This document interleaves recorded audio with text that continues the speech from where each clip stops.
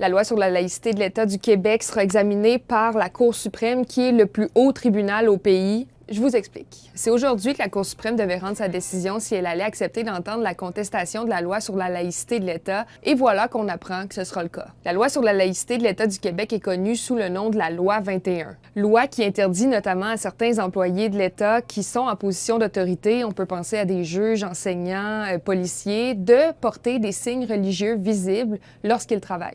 Qui porte cette cause devant la Cour suprême? La Commission scolaire English Montreal, le Conseil national des musulmans canadiens et l'Association canadienne des libertés civiles.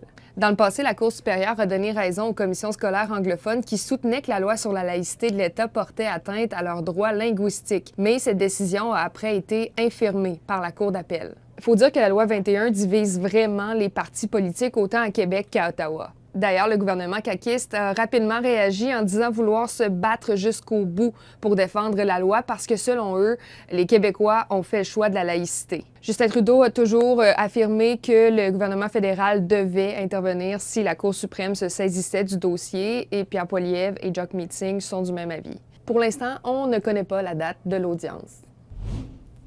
Colin, il y a plus de 13 000 travailleurs-travailleuses de Centre à la petite enfance qui sont en grève aujourd'hui. Grand rassemblement d'éducatrices de CPE un peu partout à travers le Québec aujourd'hui, dont dans la ville de Québec. Ça commence ici au parc du musée sur les plaines d'Abraham. Donc, ça représente environ 1500 éducatrices qui sont dans notre région. On parle qu'ils sont dans environ 80 CPE ici.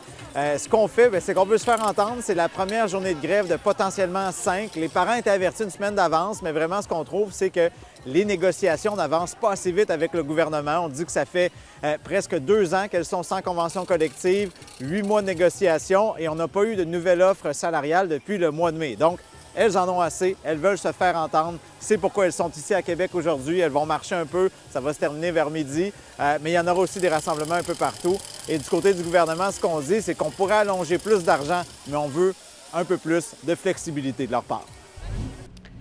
Je termine en vous mentionnant que l'avenir des abat-jours sur la rue Cartier est en péril. Les abat-jours, ce sont les 34 installations qui éclairent et font la signature visuelle de la rue Cartier depuis un peu plus de 10 ans maintenant.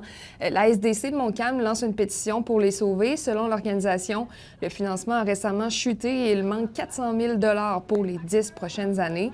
Comme la durée de vie des structures d'éclairage était initialement estimée à 5 ans et qu'elles ont été installées en 2015, la Ville a demandé à la SDC de Montcalm de produire un rapport d'ingénieur pour évaluer leur état, mais assure vouloir trouver une solution pour conserver la facture visuelle de la rue. Voilà, c'est tout pour nous.